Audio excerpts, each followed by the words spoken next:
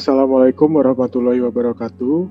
Perkenalkan, kami dari kelompok 2 akan mempresentasikan mengenai program penilaian siswa homeschooling pada mata kuliah struktur data semester 2. Sebelumnya, kami akan memperkenalkan diri. Pertama, nama saya Muhammad Syahrul Hafid dengan NIM J0304201061. Nama saya M. Hafiz Rizky Andika Putra dengan NIM J0304201036.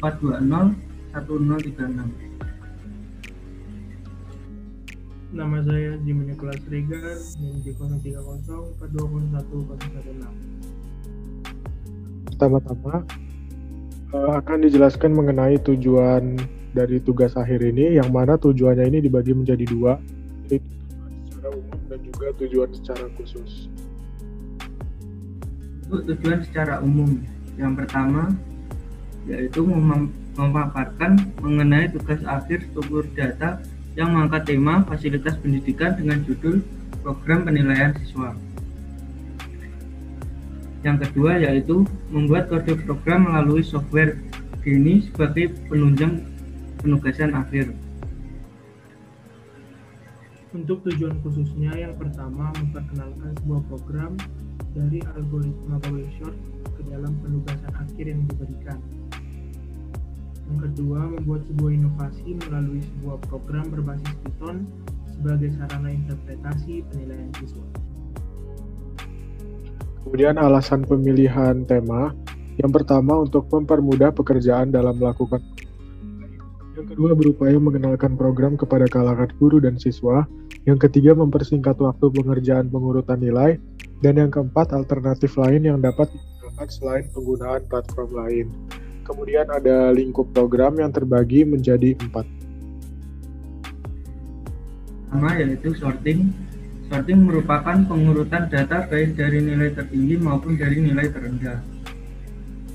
Selanjutnya yaitu bubble sort, merupakan pengurutan algoritma dengan cara melakukan penukaran data secara terus-menerus sampai bisa dipastikan dalam suatu literasi tertentu tidak ada lagi perubahan atau penukaran.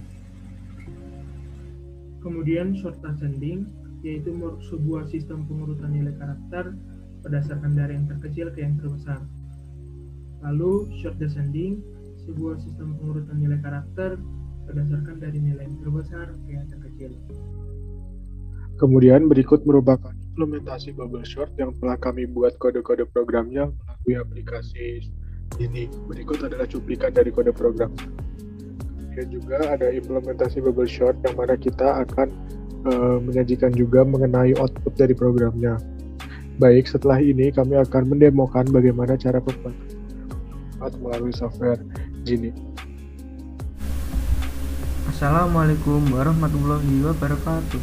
Di sini saya akan menjelaskan codingan yang sudah saya dan kelompok saya buat. Baris pertama ini yaitu fungsi sort bubble secara ascending, yaitu dari yang terkecil ke yang terbesar. Kemudian lanjut ke baris keempat,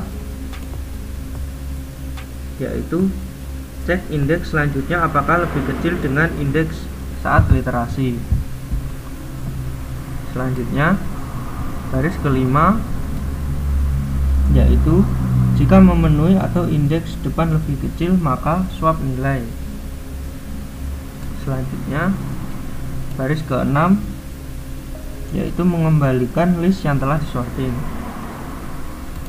Lanjut ke baris yang ke-8,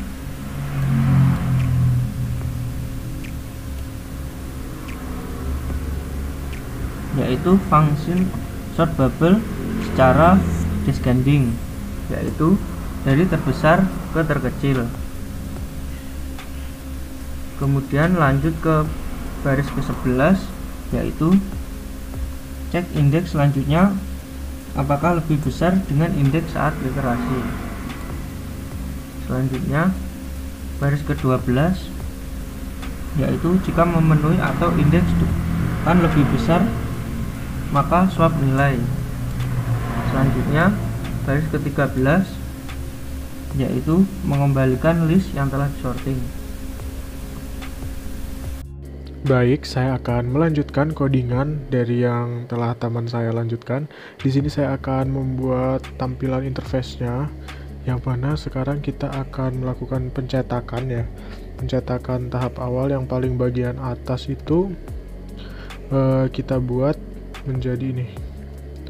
Program pengurutan nilai siswa homeschooling. Nah, ini kita berikan tanda kutip, kemudian kita kasih kurung. Nah, ini adalah deklarasinya ya. Kemudian kita berikan nih nanti ada nama. Ini nanti bakalan menjadi nama siswanya ya.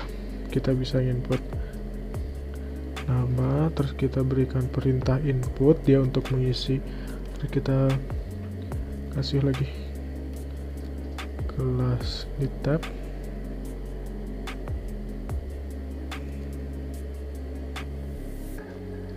Nah, kayak gini.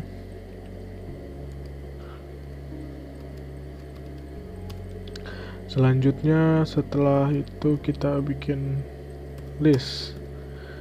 Nah, ini kita berikan list kosong ya. List kosong ini coba kita deklarasikan membuat list kosong atau inisialisasi list.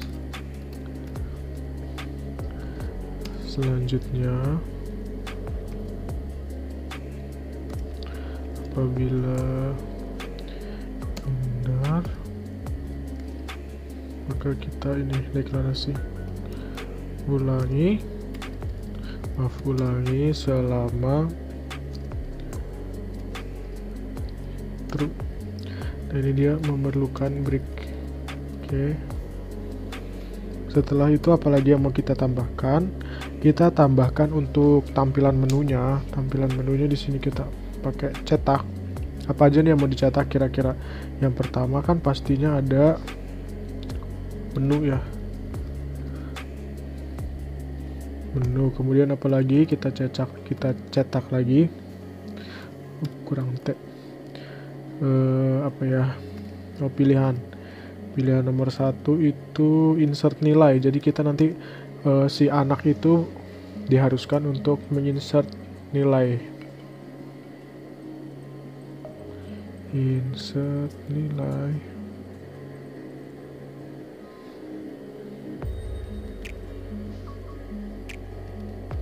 Setelah itu kita pakai lagi print untuk perintah yang kedua, yaitu tampilkan data secara ascending.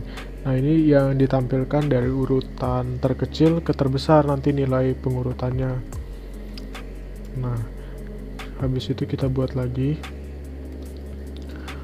print yang ketiga itu kebalikannya dari short ascending ya, yaitu short descending. Itu coba tampilkan data secara descending. Ini dari urutan yang terbesar ke yang terkecil. Setelah itu pilihan terakhir, opsi yang terakhir kita berikan 4 untuk exit atau kita keluarin programnya. Nah, setelah itu kita harus melakukan pilihan integer input, ini masukkan pilihannya. Kita tadi kan udah buat 4 pilihan, sekarang kita masukkan pilihannya. Ibaratnya apa ya, untuk melakukan pemilihan opsi kita memilih satu. Salah tanda. Kita mau milih 1, 2, 3 atau 4. Kita tutup.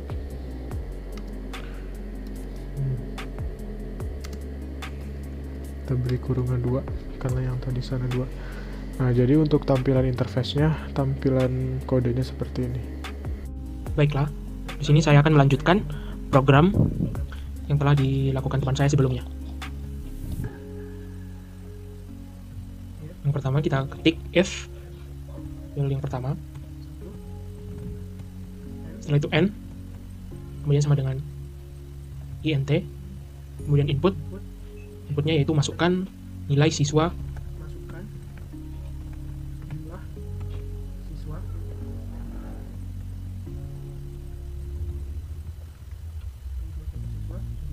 kemudian for I in range n,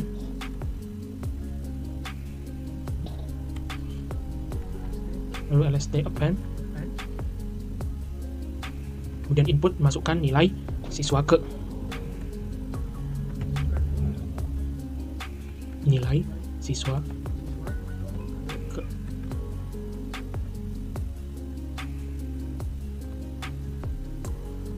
Lalu kita ketik format kurungan, kemudian lst,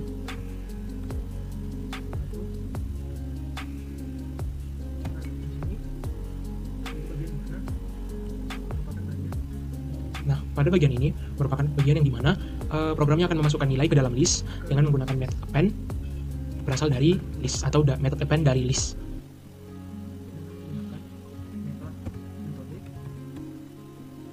Method append dari list.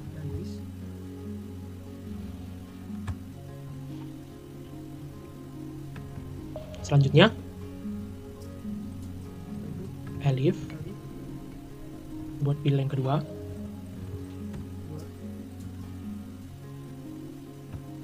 Kemudian short. Lalu kita buat short ascending.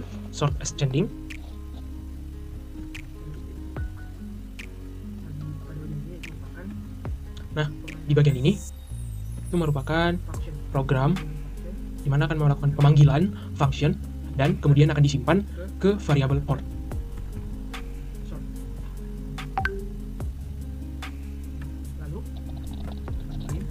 Setelah itu print sorting data. Kita print sorting data dari yang terbesar ke yang terkecil. Maksud saya dari yang terkecil ke yang terbesar.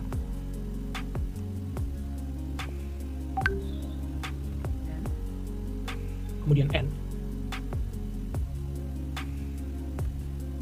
Lalu kemudian for I in range.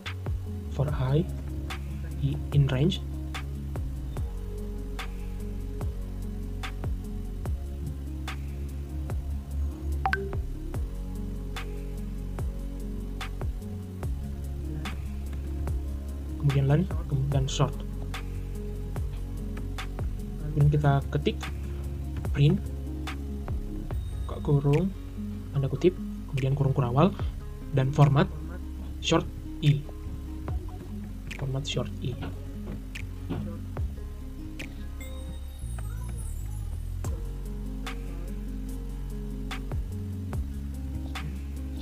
Lalu n.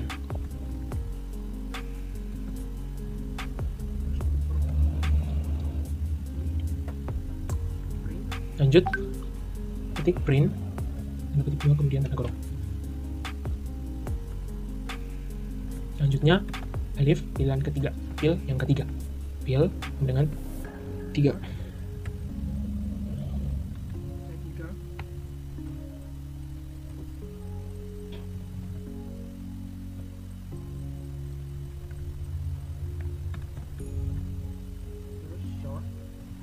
Lalu kita ketik short sama dengan short descending. Pada bagian ini hampir sama dengan yang short ascending tadi, yaitu di mana pemanggilan function yang kemudian akan disimpan ke dalam variabel short. Pemanggilan function yang akan kemudian disimpan ke variabel short.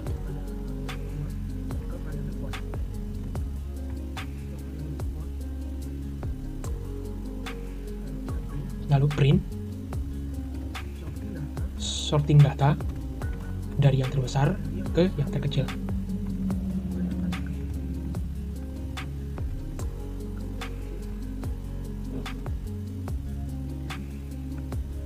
Kemudian n. Lalu for I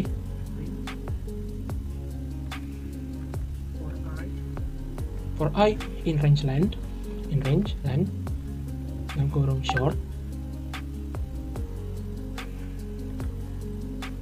Kemudian print buka kurung, buat tanda kutip, di dalamnya ada kurung kerawal, kemudian format short I, lalu N, kemudian N.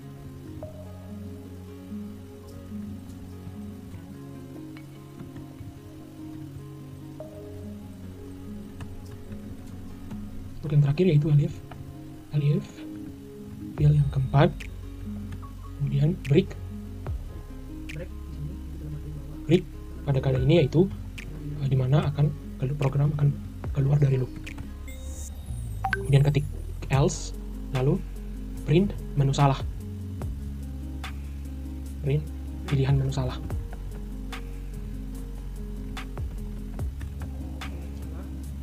Lalu print. Nah, di sini akan terjadi new line untuk semua menu. Di sini nanti akan terjadi program dimana akan new line untuk semua menu, namun kecuali untuk menu yang keempat karena dalam posisi break tadi. Kita tulis new line berlaku untuk semua menu kecuali untuk menu yang keempat dikarenakan dalam posisi break.